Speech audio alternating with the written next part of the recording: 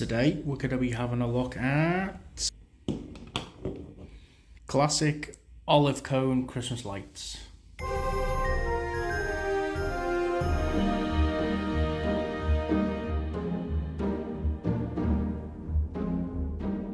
will pre-warn that this set is not original, it has been modified. You can see it's got braided cable. These sets came in a circular set. The easiest way to describe it is you would have your plug, which originally would have probably been a bayonet fit plug to plug into a lamp. One cable would come out, go along, and then it would return back to the plug, and you'd have your 12 lights on the string with a little bit of a gap either side. And that's how these types of lights were, and that's how these type of lights were for many years, just circular sets. And it was really annoying because you couldn't really get much length out of them, and you had to have the lamp close to where you're plugging them into, but that's how they were. Most of mine have been upgraded with cable, and I had to add this cable and braid it all on by hand.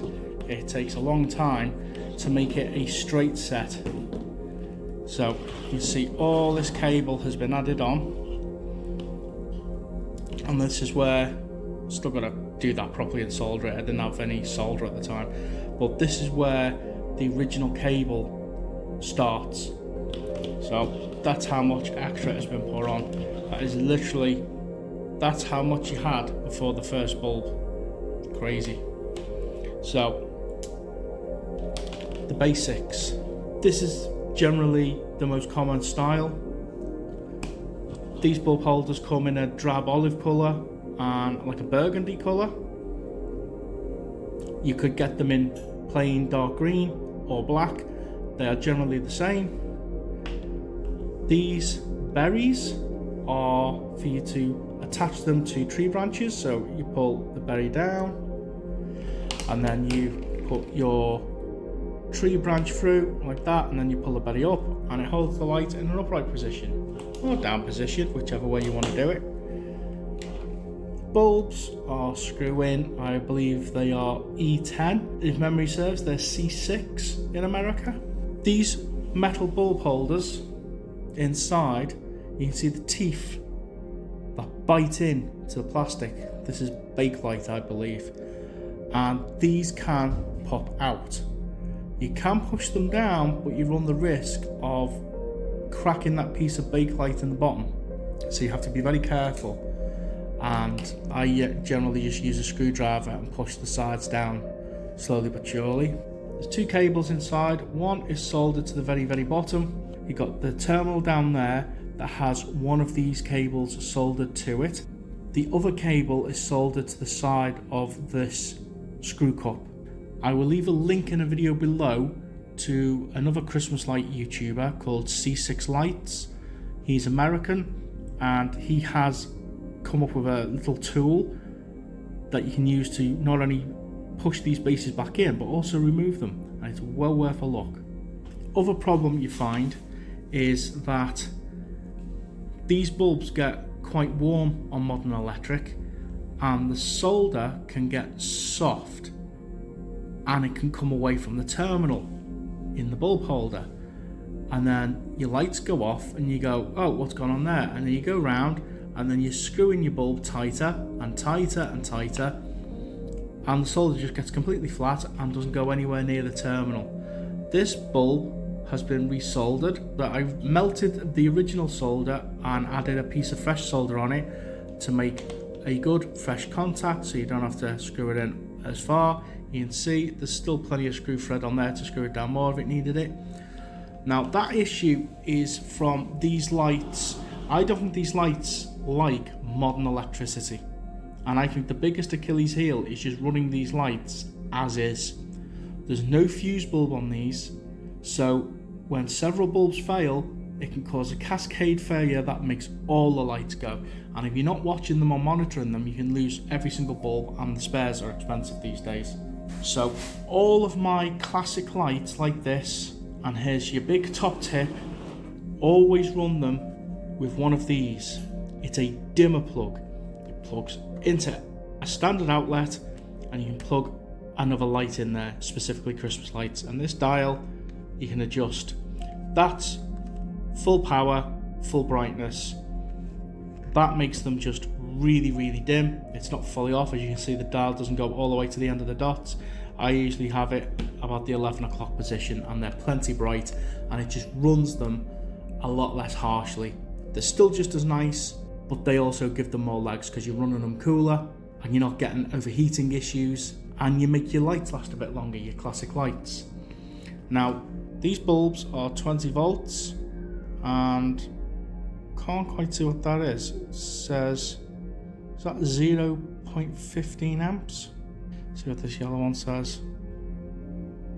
Yeah, 0.15 amps. So 20 times 12 is 240. So these were designed to run on 240 volts. I believe electricity in the UK these days is 230 volts, so 10 volts under, so they shouldn't have a problem running on it. But again, I just think it's a little bit spicy these days, the modern electric, and plus these lights are old now. So get one of these. These are originally designed as a dimmer socket for table lamps, lamp stands, etc. But with fluorescent bulbs and LED bulbs, a lot of them you can't dim them. You can get dim specific bulbs, but they can be a bit more expensive. But you get smart bulbs now, which are cheaper than having to buy. I mean, one of these is like £6 on eBay these days. I will leave a link below for one of these on eBay. I'm just going to find the one that looks closest to this. I'm not an affiliate of the seller, I am not the seller, and it's just to give you an idea of what to look for rather than buying that specific one. But again, it's just to give you the hand. So these run at 20 volts at 0.15 amps is 3 amps, I believe, for the whole set. Again, I know there's a few people who are qualified electricians who are subscribed to this channel. You put the proper information down below because it's not my field. This will do 300 watts. So you can run multiple sets of these on one plug and it's not a problem. So I'll get them turned on.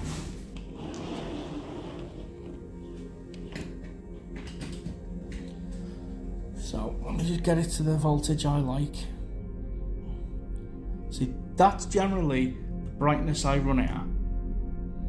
And for me, they're plenty bright, the colours are nice and vivid. This is full power. That's full brightness. And they're nice and bright, but I can already feel the heat from them. And just to avoid failures, I just run them a little bit cooler, around about that. So that at the moment is at the 1 o'clock position on the dial.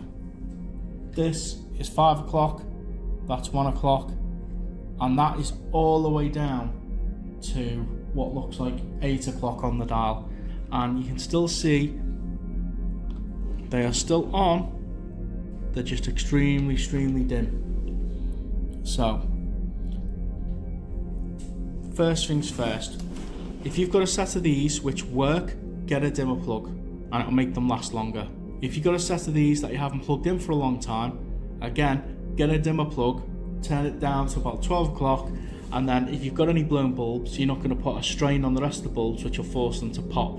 So common problems I find is these bulb holders can pop out and then you put them back in again. Cables can come off and it'll either need soldering on the central terminal base or on the side of the cup again. Make sure you clean the area up with a little bit of a wire brush or some wire wool before you solder it. A little bit of flux would probably help.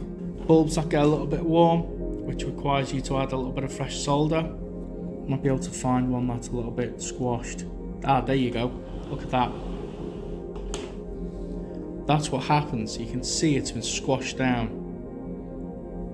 That one will probably need resoldering at some point, but at the moment we're still getting a good contact. We're probably just on the limit of the screw thread. So there's your little hints and tips to run these older lights. When it comes to bubble lights, with the older sets, I'm not sure if they'll run cooler and still bubble. They may do, they just may not bubble as much, but I don't think people still run classic, original style Pifco bubble lights because they are so rare and so old. I personally have modern American bubble lights. Again, that is a whole nother video that I'll do eventually. But there you go, that's classic UK Olycomb lights set to 12, common faults, how to fix them and how to run them. Get a dimmer plug. If I find one that needs a repair or needs some soldering doing, I'll do that on another video. But until then, I hope you enjoyed this one. Like, share, subscribe, send this video to people like your mum, dad or nan, grandparents who used to have these lights, might bring back some memories, and I will catch you on the next one.